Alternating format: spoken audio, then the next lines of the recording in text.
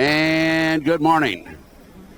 Ted Gunderson here with Mrs. Nancy Chip Tatum. Hello, Nancy. Hello, Ted. How are you? I'm fine, thank you. We got to start out with a hug. Oh, that's good. That's always good.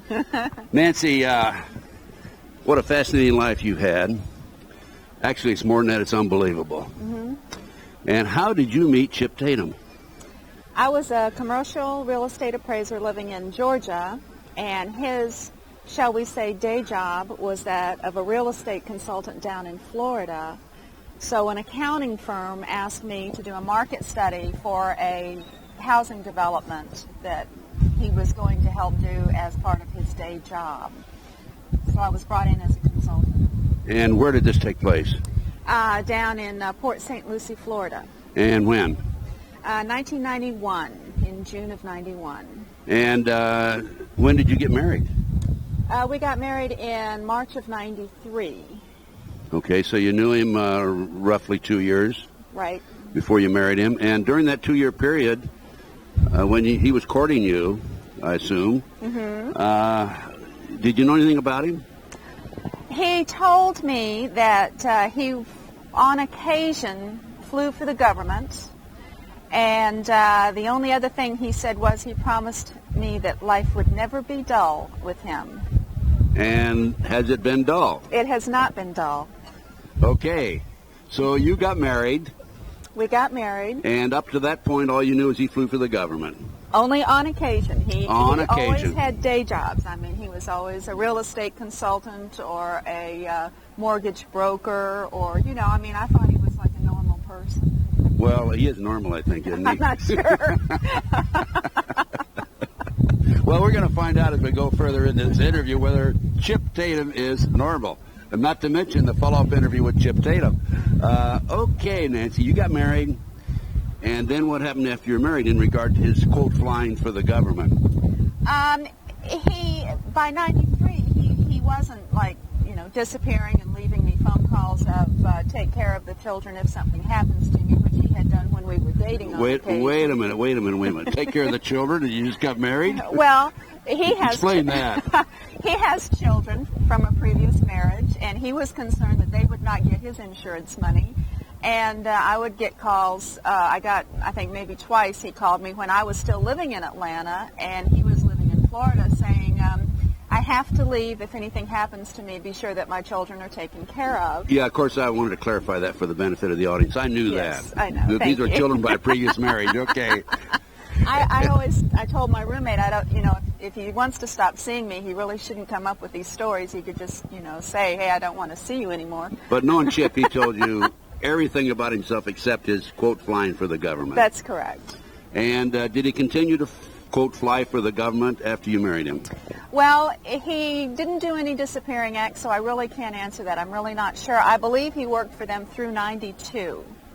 And then in 93, after we got married, no, he didn't seem to disappear much, except when they would occasionally come to arrest him as a piece of harassment.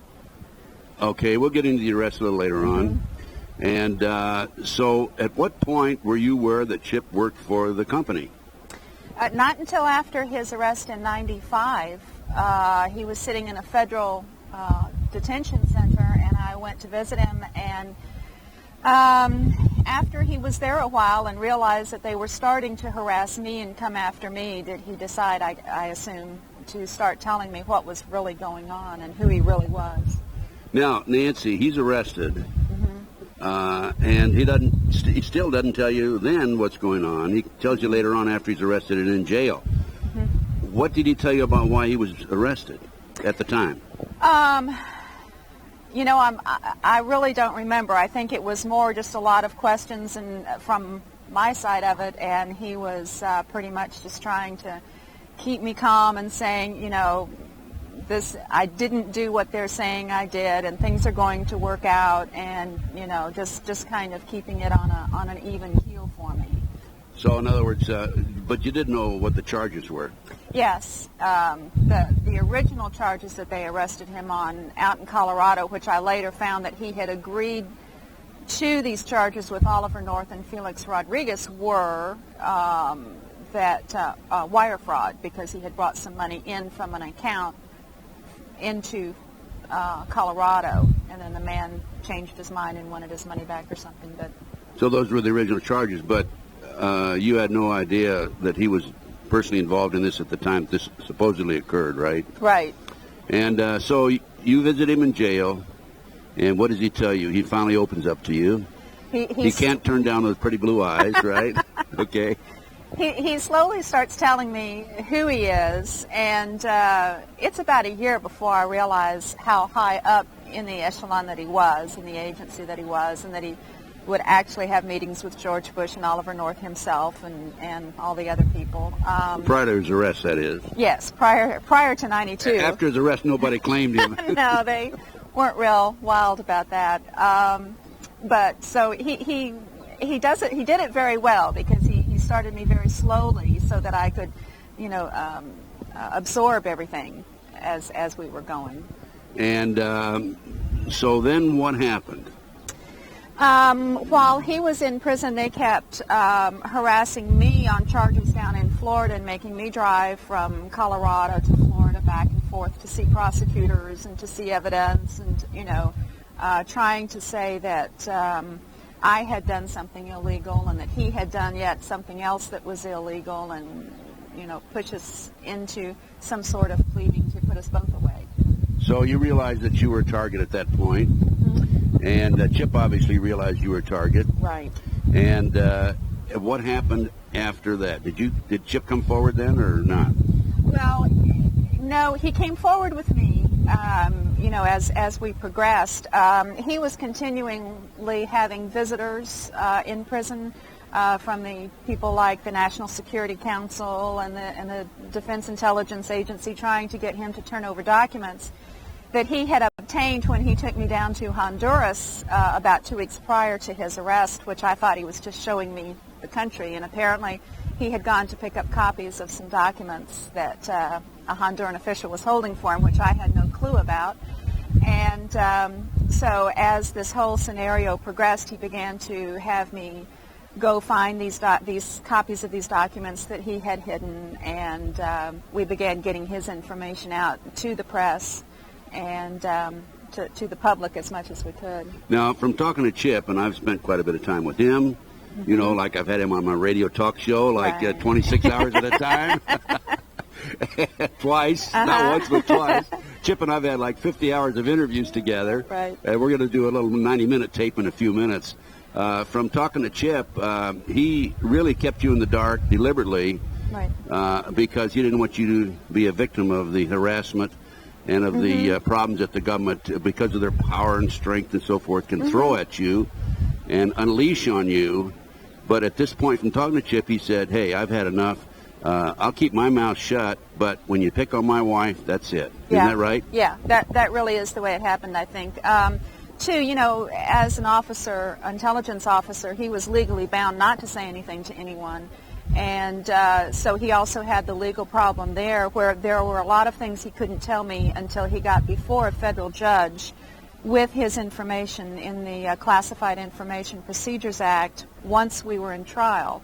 And then as the judge, looked at the information and said, well, this isn't classified and it's not relevant, then he could really open up to me and really tell me more of what things meant and what was going on.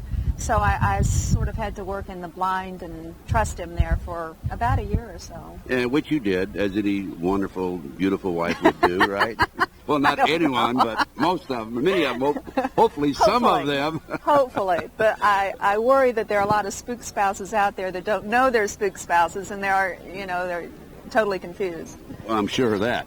Now, you knew that he couldn't tell you everything. Did you feel he's told you everything now, up until now? No. And I hope he doesn't. We pretty much work on a need-to-know basis. If it's something that's going to affect me personally or us personally, that's fine. Otherwise, I just trust him to do what he thinks is best for us. So Chip's still a good soldier, basically. Oh, yes. And a very loyal American. Very. A great American. Yes. Okay, he's a hero as far as I'm concerned. Me too. Yes. And this trip to Honduras, that was very interesting. You didn't realize at the time that Chip had his insurance papers hidden. That's correct. And the insurance papers had to do with him staying alive. Right. Because if he gives up the insurance papers, Chip's probably bye-bye, right? That's right. We had gone to various islands, the Bay Islands in Honduras, and he kept saying, oh, these are beautiful islands, you have to see these, and we would go from one to another. And at one point he said, have you noticed that we're being followed? And I'm going, yeah, right, okay, it's this spook thing again, that he's trying to tell me about. And we really were, and this pretty brazen guy that Chip recognized from the past was talking to us on the airplane, but he was hopping from island to island with us. And I believe that the time Chip went to get the copies of the documents was one evening, which is really, at the time I thought it was sort of unusual for him, because I said, well, I think I'm going to go take a swim, and he said, well, I'm going to go down to the casino, and this was on the on the mainland. And we usually didn't do that. We usually do things together. And I said, well, okay, that's fine. And he was sort of late coming in that night. And, of course, I didn't think anything about it, other than, usually we do things together. But And so he retrieved the documents. You brought them back to the United States, I assume. And you probably had them scattered around the world besides that, knowing Chip. And at that point, had you been charged with a crime? Chip had been charged with a crime, right? Well, no, not at that point. Well, he had elsewhere. Apparently in '89 he began giving the company a hard time because of the things they were asking him to do, and so in retaliation and trying to keep him in line, they would always throw legal problems his way, and he would just deal with each one as it came along. But 2 weeks after we got back from Honduras was when he was arrested by the FBI in Colorado. And they gave me back about $30 and sent me on my way, and pretty much said that if I come around and bother them too much, they would find charges against me. They would, that they hadn't decided yet whether or not to start accusing me of something. The FBI told you this? That's correct. They were not very nice people, I'm sorry to say. Well, knowing your background. I was with the old FBI. This is the new FBI. I understand. Nancy, you mean they gave you $30 and said get lost? Yes. How about your property, your assets, your bank account? They seized everything that we had. We were actually in the process of moving down to Florida because they had been pursuing us down here, and we thought, okay, it's time to come back and get this straightened out. And so everything we had was in a Ryder truck, which scared everybody because it was just after the Oklahoma bombing, and everyone was kind of concerned it was a Ryder. But they seized all of our property that was conveniently packed for them, and they kept that about 3 weeks. I had 2 cars to deal with, and they had given me about $30 to exist on because we had our own companies and we had shut those down, so I had no income coming in at all. And this is when you relied on your family, I guess, to come through and help you out. Right. I waited about a week, I guess, staying with some friends before I even contacted my family because, as this thing progressed and as he began to tell me who he was, it was like, my family's not going to believe this. I'm not sure where I'm going to go. But I began relying more and more on them and telling them more and more what was going on. And at this point, Chip's arrested and in jail. You're visiting him occasionally. He's being visited by people from the company and defense right. and so forth, and government officials. And what was the next step after that? What happened after that? Well, eventually, I came down to Florida to stay because of the charges that they were putting against me as well. And he had already concluded his agreement with North and Felix Rodriguez by pleading to this supposed crime in Colorado, and then he found that they were pursuing me. So the federal government gave Chip a little diesel therapy, and after about 6 weeks or more on the road, they finally got him transported down to Tampa, Florida, where we were both officially charged. And so diesel therapy, let's explain that. Diesel therapy, folks, is where they put a prisoner on a truck. Usually, I assume it's through diesel fuel, but probably not, and just transport him around the country and just to keep him out of circulation. Right. They were it's a technique that they use. They were very concerned that someone would get to Chip to talk to them. to some media and let the media know what was going on. We found it real interesting, though. When we came back from Honduras, we spent the night we flew back into Miami and spent the night, and had gotten a rental car. And Chip had left the rental car at the hotel unlocked and his briefcase in the car with his car keys in it. And that night that car was broken into and the briefcase stolen with the car keys in it. And we went ahead the next following day and flew back to Colorado, and I had a set of car keys, so we just got in the car and went home in Colorado. Well, when the night he was arrested and the FBI, I should say, accosted me, which is what I feel was done, they body searched me. I had no clue what they were looking for, and they searched me. They searched my car, his car, and as they were searching my car, which I had a Wagoneer, a Jeep Wagoneer for Colorado, and it had the back seat that folds down, so there's no way anything can get under that seat. This female FBI agent suddenly pops her head up and holds up Chip's keys that were taken in Miami, Florida, and says, "Oh, look what I found under the back seat. Have you been missing these keys?" Well, now, of course, in Miami, Florida, it was an illegal search, right? Absolutely, absolutely. So we have FBI agents committing burglary. That's correct. And the keys end up being stolen in Florida and end up in Colorado. That's correct. And that's interstate transportation of stolen keys, right? That's right. I'm sure there's 5 years associated with that. Yes, we have to identify the people that drove those keys from Florida to Colorado, right? That's correct. And then we will file criminal charges on them. Yes. Okay. Yeah. So Chip's arrested. He still's not telling you all. Right. And at what point do they arrest you? At what point? Wait a minute. Chip's arrested. They're still not telling you all. At what point do they arrest you, Nancy? It was, it was about 6 or 8 months later. All along I'm getting demands that I must go meet with prosecutors. I'm having information thrown at me that you signed this and you said that and your husband did this. And I'm told that my husband is saying, that I have done illegal things and that I cannot testify against him, but he can testify against me. And actually, obviously, I've committed a crime. I'm just in denial and don't recall it. Who's interviewing you, FBI? No, that was my defense attorney. Wait a minute. That was my court-appointed attorney. I was going to say court-appointed. Do you think he works for the other side? No, surely not. Just because where does he get his paycheck? Yeah, because his check comes from the same pool.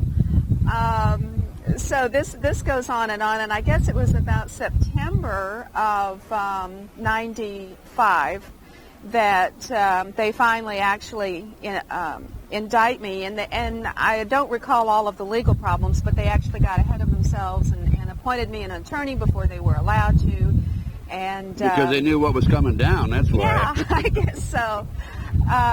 So in about September, I believe it was, of '95, they finally actually indicted us. And wait a minute, indicted you and Chip? He'd already been indicted, hadn't he? Not on this charge, no. They would not give him bond. Well, what was this charge? Well, it was interesting because we were charged together, and he asked me at one point to check with the computers in the Hillsborough County Jail where he was being held as to what charges he was being held on, and his charges were listed as treason, which was the threat from some of the people he had visits with in the middle of the night at the jail.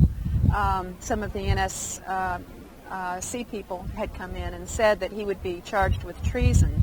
So while the court records read that we were both being charged at that time with embezzlement, he actually, on the computer in the jail, was being charged with treason. Treason punishable by death. Or life in prison. Or life in prison, right. So they charged both of you with this additional charge. And what happened after that? We got some publicity on it. Again, dealing in the dark, he asked me to get a reporter that covers federal cases in Hillsborough County to talk to him and to tell him what was going on. And sure enough, we finally found one out of the several papers down there that would do that. And he found that the treason charge was sitting there. And as soon as we got publicity and got it in the papers, I kept checking with the with the police officers at Hillsborough County, and they were quite upset with me because every time I would go to visit Chip, I would say, I want to know what the computer says my husband's being charged with. They said, lady, it doesn't change. And I would say, well, just look it up for me. I don't care. And sure enough, one day it was back to the original charge of embezzlement, and the treason charge was gone. Now, Hillsborough County is in Florida. Yes, in Tampa, Florida. And Tampa. And at this point, is Chip back in Florida himself physically at the jail? Yes. And you're there also. And I'm there also. I have to say, people need to be aware how horrible our judicial system and our U.S. Marshals treat the prisoners. Now, Chip was diagnosed with claustrophobia by a government psychiatrist when he was being held in the federal detention center in Colorado. He was given medication to help keep his blood pressure down should he have an attack, because he could go into a stroke situation or a heart attack. And the U.S. Marshals were given his medication upon his retrieval from that facility to transport him. And they would not give it to him. And they, in fact, not only had him shackled from his hands and his ankles to his waist, but they then shackled him to the lavatory in a small Saberliner, and that was to the floor of it, and that wasn't small enough, so they put boxes in there as well. So it was pretty much a torture trip. And they would move him from facility. I think he's been at every federal facility in this country and some county ones, just getting from point A to point B. It was a real 6 weeks of torture for him. So he was transported for 6 weeks from Colorado to Florida. Yes. And that's your diesel therapy that we mentioned Right. earlier. And what they do, as I understand, folks, is I've never been in that position, but I've been told by some other political prisoners that they go from county jail to county jail and unload the truck at night or the van, take them out, put them in the local facilities, bring them back out, and move on to another town, who knows how far away, right? Right, and of course the problem there are a lot of problems associated with that. One for the families is you don't know where your loved one is. They, because of the way the phone systems are, and they have to have the people on the outside typically have to put commissary money in for them to be able to make phone calls. Although some systems have collect calls, you can't hear from them because phones are on only at a certain time. Some places like Atlanta are in continual lockdown, and so you will go for days or weeks not even knowing where your loved one is, if someone has murdered them in the middle of the night or not. Not to mention the fact that they're not available to their legal advisor. That's their correct. court-appointed U.S. government-paid attorney. That's correct. I don't know if that's important enough or not to mention, but if they have a decent attorney or their own attorney, the attorney can't even get to them. That's right. That's right. You don't know where they are to get to them. And, they move them so frequently in the hours that they move them, it's just impossible.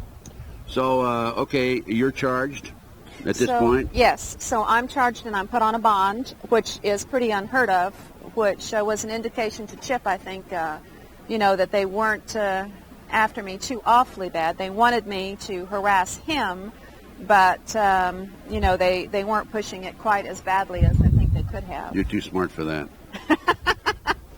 He might be. That, they wanted you to harass him. Actually, what they wanted you to do was influence him into keeping his mouth shut and not talking, right? Yeah, they were hoping that I would wimp out and that I would insist that he give them what they want so that I wouldn't have to go through this. But, I was just raised that you don't tell stories, and I was not going to lie to particularly a federal judge and say I did something I didn't do because someone wanted me to. Now, did you go in front of the courts at this point? No, they were interviewing you on the side, trying to get you to talk, and your court-appointed attorney was saying you need to tell all, et cetera, et cetera. Right. Was he telling you to go in and try to influence Chip? Well, basically, yeah. I mean, they were trying to make it look like, well, see, the punishment for the crime they were charging us was 30 years imprisonment. And they were trying to say that if I didn't plead and he didn't plead, that we would both get 30 years in prison. And they try and scare the stew out of you is all they're trying to do. Were you afraid? Yeah, sure. Yeah, it's a very scary thought. I wasn't sure I'd ever see Chip again without bars between us. And so then Chip started talking. Chip had had enough when they arrested you. Now, from Right. Chip's story to me, he said that he was not going to open his mouth, even though he had his insurance papers in place, scattered around the world, But when they came after you, that was it for him. And he began talking, and he's telling all today. Right. This makes him a great American, in my opinion, definitely. Absolutely. I started contacting radio shows. There's a great network out there of people that understand that we have political prisoners and that a lot of problems exist in our judicial system. And, we began getting some help that way. And he started doing radio shows from the county prison, which was really difficult because every 15 minutes they would cut him off, and if he was on an hour show, he'd have to call back every 15 minutes. But the other prisoners were really good about letting him cut back in line and keep going instead of, wanting their time at the phone. Now, at this point, did Chip open up to you also? Yes, as pretty much as the public was hearing things, I was hearing things as well, or if I was lucky, I'd hear it a day before they would. Pretty much at the same time. You must have been one of his main listeners on the radio, I guess. Yes, I really was. Unfortunately, I would, get sort of afraid for him because of some of the things he was saying. I would just go, oh, don't say that on the air. But he's the professional. He knows what he can and cannot do, and so I have to leave that up to him. And how did the other prisoners treat Chip? I think with a lot of respect after they got to know him. When he finally went to Jessup Federal Prison, which was in Jessup, Georgia, which was a camp, his last 6 months of confinement, he had a few incidents where people pretty much knew that he could take care of himself and leave him alone, and so they did. In other words, physical confrontation. Yeah, they do that, and I'm sure I haven't heard all the stories, and I would really rather not. I know that there were some confrontations in the county facilities as well, and he had to take care of himself, which he's done all his life, so he was fine. And what about you? How do they treat you in the prison? The other prisoners? Well, the only time I spent incarcerated, I did 1 month in a halfway house, and I did 5 months home confinement with an ankle bracelet where I was allowed only to go to work and then come home, and I lived with my parents, which helped. And when I was in the halfway house, they were very good to me, the other prisoners. They were a little envious that I only had 1 month to do. Most of them were 4 to 6 months in a halfway house, and but no one bothered me, and it was all right. And how about the treatment by the government officials, the marshal's office, and so forth? I have a real problem with all of that because in this country, I don't care what our Constitution says, you are treated as a guilty convict before you ever even go to court. And I just feel that that's so wrong. In fact, you have to go in and have your analysis done before you're let on bond. And they came back and said that mine was positive for drugs, and I've never had drugs in my life. And so they fixed the test. Yeah, obviously. Yeah. And had my mother not been in court arguing with them, I mean, just being somewhat belligerent to them, they had to run the test 3 times before they got the accurate results. And the look on the faces of the men that were doing our investigation, who happened to have come over from DEA, one of them had, to work only on our case, he kept apologizing, and he kept saying, we're not trying to frame you for that. And I looked at him and said, well, that's unusual. You've tried for everything else. And but they finally got it understood that I did not have a positive drug test, and therefore I was granted bond. Now, are charges pending against you now? No, I'm a federal convict number 19074-018, actually. Right now we have the case in the appellate court. It's actually supposed to be heard on you Tuesday. or for Chip? Both of them. When you have more than one defendant in a case, it always goes at the same time. So any motions, everything has to wait for both, or however many people that are involved. Now, the charges that will be heard this coming Tuesday, which is, what's the date? We're the 24th. 24th, okay, of 1998. That will be reviewed in regard to both of you. Correct. And what are those charges exactly at this point? What they finally ended up convicting us of was conspiracy to tell a lie to a federal officer. What I did was actually witness Chip's signature on a document that was blank. He signed a blank document. Even in court, the document had never been filled in. Someone else witnessed his signature that was on a blank document. He was not prosecuted. So the appellate court, which is a 3-judge panel, will hear the case and either overturn it or, say that time served or put Chip back in jail, or we don't know what will happen. Okay, so the charges this coming Tuesday involve conspiracy to what? Commit fraud or? Conspiracy to tell a lie. To tell a lie. To a federal officer. To a federal officer. And they're pending against both of you. Does Chip have any other charges against him at this point? No, I don't think he does. I think he's clear. And you don't have any other charges against you? No. So you've basically both been convicted already then? Right. This is the appellate decision. This is whether or not to overturn the district level. In our country, if you are being investigated or if you're arrested by the federal government, relax, you're going to jail for 2 years. That's about what it takes. If you're arrested, you'll sit in jail for at least a year. I've known people in as long as 2 years just to sign a plea. So, and then it will take another year to get to the appellate courts, which is where we're at now. So they could overturn it, and I could no longer be a felon. And how about Chip? He could no longer be a felon either then? No, because he signed the plea out in Colorado. His original agreement with Oliver North and Felix Rodriguez to discredit him, he will then have to go back and fight that if he can.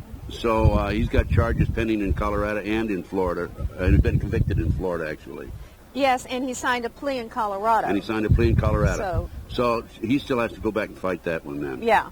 But you will be free at that point if they overturn it. If they overturn it. And if they don't overturn it, what happens? You go back to jail?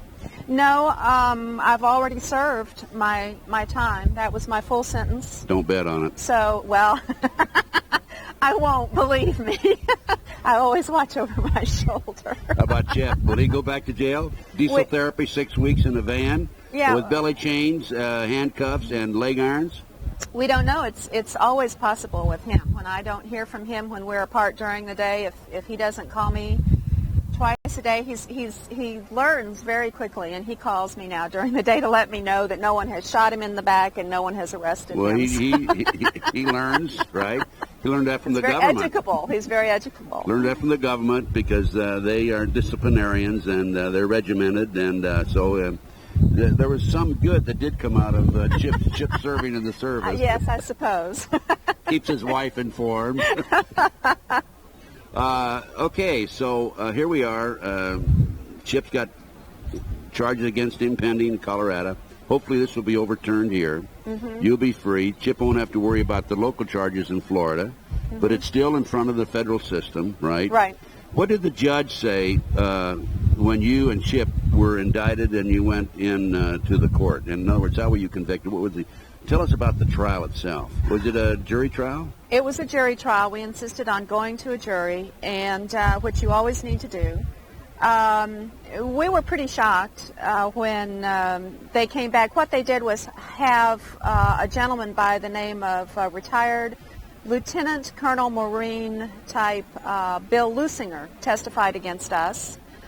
He testified that we were attempting to embezzle money, that we had conspired to do this, and to lie to federal officials. He did so. He happens to have been a convicted felon. He, in fact, did embezzle $80,000 from the government, and he was given 6 weeks on an ankle bracelet for his good work for the courts in getting a conviction against us.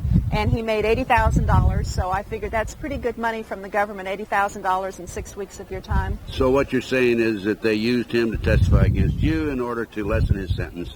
Right. To show favoritism toward him because he'd already been convicted himself. Right. And that's how our court system works. Whoever's the highest bidder for the better witnesses, I've heard numbers as high as $1 million of people that they have actually paid that amount to testify, or bringing convictions or sentences down from life down to as low as 12 years for convicted felons if they will testify, and they will be more than happy. The prosecutors are more than happy to coach these witnesses as long as they need. In fact, my mother-in-law heard the prosecution in the witness room during a break tell Bill Lusinger, "You're not being hard enough on her.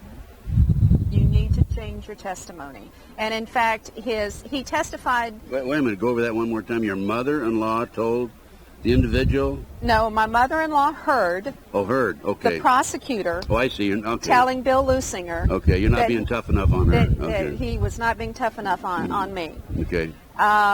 In fact, you don't have to worry about whether or not your case will get through a grand jury with an indictment, because all they do is just have the current witnesses testify to different things until it's good enough to convict you. Lusinger testified twice before 2 grand juries because the first grand jury would not indict us.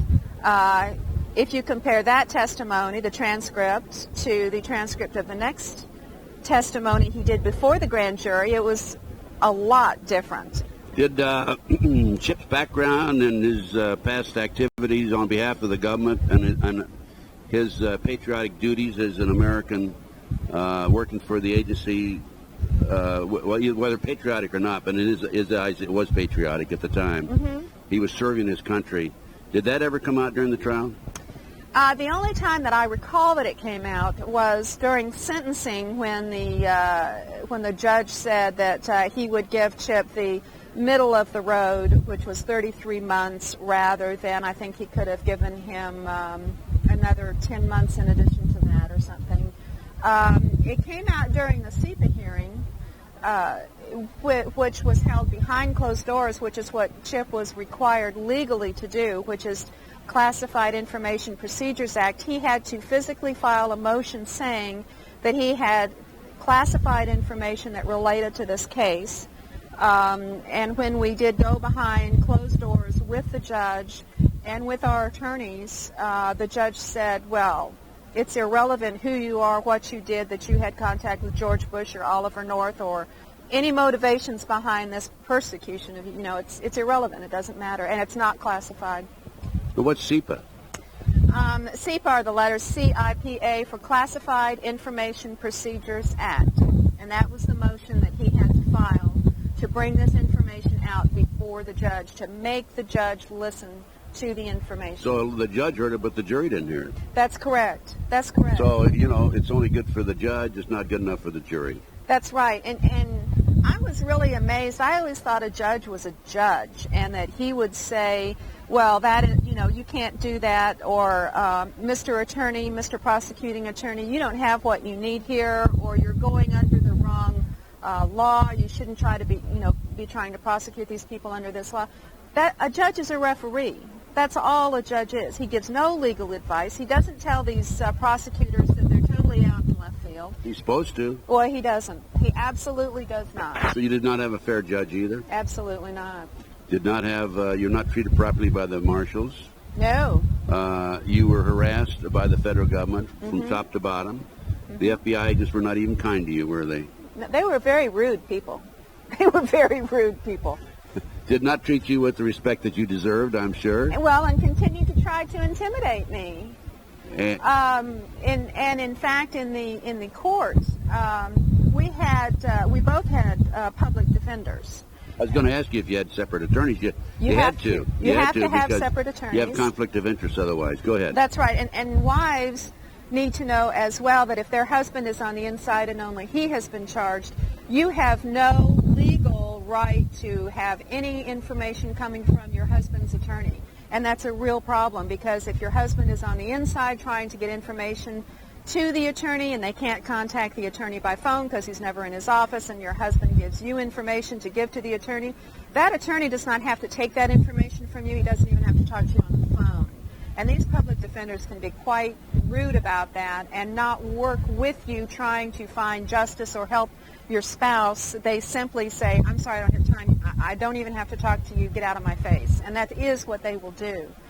But in court, Chip had a list of 80 witnesses and his attorney did not interview Which any. court now? This is in federal court here in Florida. Okay, this is the trial for both of you. This is the trial for both of us. Chip had 80 witnesses. You were tried together? Yes, yes. his attorney did not call one witness. He had not interviewed one witness, and in fact, he had only seen Chip 3 times since Chip had come to Florida before trial. 3 times. What's his attorney's name? That attorney was Tom Hanlon. Tom Hanlon, where does he live? I think he's Tom Hanlon Jr., in fact. And Tom Hanlon Jr., where does he live? He's down in Tampa, Florida. Tampa, Florida. Is he practicing law privately or strictly a public defender all the time? He is both. He is a lot of them get on this list where they have private clients and they also work for the public defender's office. He's terrible, and he's very rude. He thinks that he knows everything, but he does absolutely nothing for his clients. Let's go back now. A couple of questions I want to go back to, situations I want to go back to with questions. Okay. How about the judges and other attorneys who you feel mistreated you and Chip? Let's name their names and say where they're from. The attorney that told me that I was in denial was a man by the name of David Weisbrod. And Weisbrod? Mm-hmm. Spell that, will you please? I'm not sure I still can. Wiesbrod, I believe. And it's a man? It's a man. He is in the Tampa area. He is also a private/public defender, works both. And the problem, too, is on the federal side that you get people that are trained pretty much in plea agreements, and then you have trial attorneys. And we've come to the conclusion that the courts always try to give you these attorneys that are good at coercing pleas out of you rather than spending the time and the money of letting you go to trial, because it's going to take $50,000 to get a trial done. And David, I believe, was one of those. And he was bound and determined that I would confess to something I did not do. I had to fire him when he had me sitting in front of the prosecutor's office waiting to go visit with the prosecutor, and he brought in someone that was a potential witness supposedly against us, and stood there and discussed my case in front of this person. When he would not talk about my case in front of my sister, he took me away and down the hall to discuss it. But when this potential witness to our case was sitting there, he comes up and talks to me about evidence that the prosecution has. Is this in your appeal? Part of your appeal? No, it's pretty irrelevant to that. But it was the reason that I wrote to the judge, and I explained to the judge that this had happened and that I wanted David fired and him replaced. And in court, the judge harassed me, and he was this was a magistrate. Judge's name? I don't remember that judge's name. But it was in Tampa. It was in Tampa. All this occurred in Tampa. Federal court. Federal court. And he thought that I was just being quite ornery, that it was terrible that I should say that an attorney did something that was really very unethical. How dare I say that? And obviously I was mistaken. And he sent David and I out of the room to try and mend our ways to see if we could work with each other. That didn't last very long. No, and when we came back, David agreed to file a motion saying that he would indeed withdraw from the case. And how about others' names? Well, let's see. We got two court-appointed attorneys we've mentioned, where they're right. from. How about the FBI agents? You remember their names? I know there was an Agent Lemon. And he's where, in Denver? He is in Denver. And he wasn't quite as rude as the other gentleman. However, the Agent Lemon was a Mormon, as are Chip's children being raised as Mormons, and he was quite flustered that we would have information on that faith in our car or have anything to do with it. He was quite insulted and decided that obviously that couldn't be, because we were obviously criminals because we had been investigated and so forth. So you're criminals because you had Mormon literature in your car. Well, no, he was insulted because he was a Mormon, and how could criminals have anything to do with any faith? And it hurt his feelings, I think. So he was a little more rude, I think, because of that. How about some of the other FBI agents in Denver? How about the female agent? I don't recall her name. I only saw her twice, and I don't recall her name. Nancy, when you were searched, they strip searched you?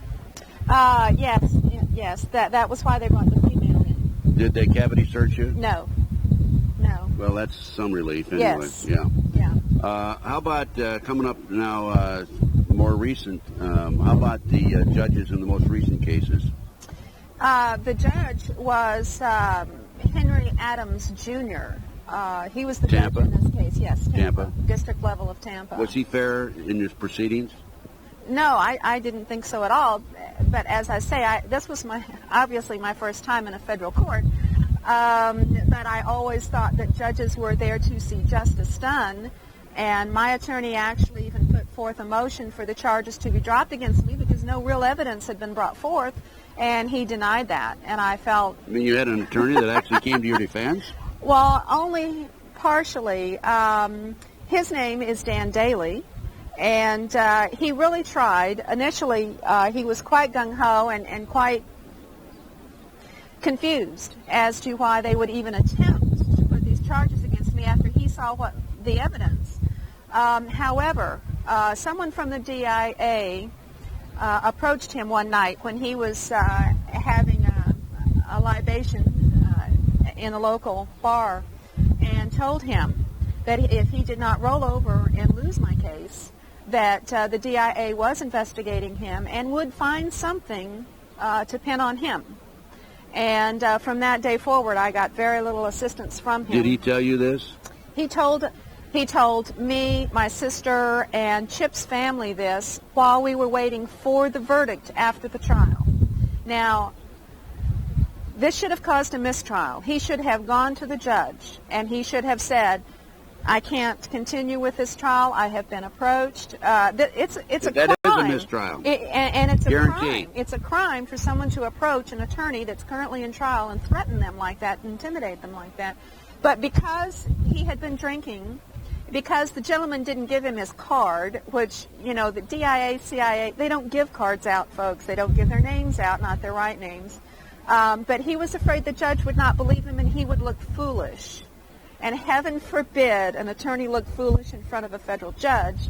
So it's much better that I take my chance serving 30 years than him looking foolish in front of a federal judge, don't you think? Well, that's the way he thinks. I don't think I think that way. No, absolutely not. So he pretty well sat down after that and really didn't do anything to help me. And he was approached like a month before the trial. So it was not during the trial, but it was about a month before the trial. He got his marching orders, and for some reason he felt that he had to tell us, but he waited until we were already waiting for the jury to come back before he told us that. Nancy, let's see. We're up to the present date now, I think, on just about every facet of the case, right? Mm-hmm. Is there anything you want to add to this?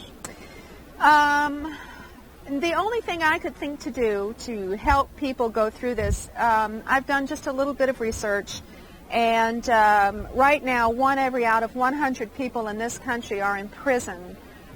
We are the most imprisoned country in the world at this time. Wait a minute, 1 out of every 100 people? Yes, are in either the population? state of this country, that's correct, are either in state or federal prison. By the year 2010, our Justice Department, our federal Justice Department, estimates that 1 in 20 will be in federal prison, and 1 in 5 will either be in state or federal prison. And the only thing I could think of to do to help people get through this was to put down not really our case and what happened to us, but information on how the system works from the point of being investigated up to the point of filing an appeal. Because there are a lot of nuances. There's so many things that people don't tell you. That this is not a level playing field. People are so shocked that Monica Lewinsky's mother has been taken in and made to testify against her in a grand jury. This happens every day in this country. They will intimidate your parents. Chip's parents were threatened that they would have their door broken in if the FBI or these investigators thought that they knew where Chip was and were not telling. Although Chip was in constant contact with them, they still made this threat to an elderly couple. Was Chip a fugitive at this point? No, we were never fugitives. We were always in touch via attorneys with the government as to where we were. From the beginning of the investigation in '92, they always knew where we were. They had phone numbers, telephone numbers, addresses, fax numbers, everything. But they still make these threats to people that don't know, and they will go around and they will tell your family, "You are a criminal. Your sister is a criminal. Your brother is a criminal." They told our family that we had stolen millions of dollars. Lies. And that it was only 100,000. It wasn't. Yeah. Just kidding, folks. Just kidding. In fact, one of Chip's relatives laughed so hard at that because he says, that man never has any money. He couldn't have stolen $1 million. And you still don't have money. And we still don't have any money because the government takes everything. We sold all of our belongings just so that I could exist and so that I could send Chip money until I moved to Florida to face all these and got Chip down here. But anyway, you have to keep your sense of humor. You have to keep your health. I've spoken to women in the visiting rooms of federal prisons where they have said that the prosecutors will actually come to them and say, "Are you ready to divorce your husband?" I don't know what it is. I don't know why. I know they go after people with the most assets. They go after people that have too much to say, like my husband. But they will do everything they can to break you physically, to break you emotionally, and to break up your family. And they're very, very good at it. So you really have to be prepared. And so I wrote like this little preparedness manual called Joining Club Fed. You too can be a member. You don't have to do anything. Trust me on that. But it's something that people really need to understand that if you've been raised in a Christian family and you've always been taught that you're honest with people and you tell them the truth, that's not enough. You have to deal on the level that the prosecutors deal with and that the investigators deal with, and that is not an honest, forthright level. Nancy, how does somebody get a hold of Joining Club Fed, meaning joining the federal government? Yes, joining our little clique. Yes, okay. They can call 800-201-7892 and order it from there. Okay, that's great. That's let's repeat that now. 800-201-7892. 800-201-7892. Right. One more time, Chip. No, I'm just kidding. Chip was holding up a placard over there. We have cue cards. Chip is the prop man in this video, okay? Folks, Chip is behind the camera over there. He's passing his little notes. Okay, this is a fabulous book, Nancy. Let's hope you sell a lot of them. I just hope it helps. Yes. I just hope it helps somebody. Well, let's hope it helps you and Chip. And well, that would be a nice side of it. We need to get the word out. We need to get the word out. Yes. And I heard about Chip last summer. This has been the summer of '97, and I put him on my radio show. Mm-hmm. And the best interviews I've ever had. He's good. Because he is the best. He's got a good sense of humor, too. At everything that he does. Yes. And I ended up putting him on for 2 hours. At the beginning, I thought, well, a 2-hour interview, right? Well, we had like 26 hours of interviews. Then I put him back on my show last week, my radio show. And we had another 2 weeks of interviews, I think it was. But anyway, by the way, folks, my radio show can be heard 8 to 10 a.m. Pacific time. And it's Galaxy 1, transponder 17, 5.58 frequency. That's on satellite. Very shortly, I will be going over to shortwave out of Honduras. And that's through the Marinet Broadcasting Company out of Tampa, Florida. Nancy, in closing, have we covered all the points? Have we touched all the bases? I think so. I just think people, I don't like to be a doom and gloom person, and I don't want to scare a lot of people, but I really do think people need to be aware and prepared. You don't have to do anything in this country any longer to be prosecuted and to get a conviction against you. So, you just need to be prepared for it. Okay, Nancy, thank you very much for your time, patience. You're a fabulous lady to put up with that guy, okay? Actually, he's a fantastic, he's a great American. I have a great deal of admiration and respect for him. Can you imagine how many other people would stand up to the big government like he has and not back down?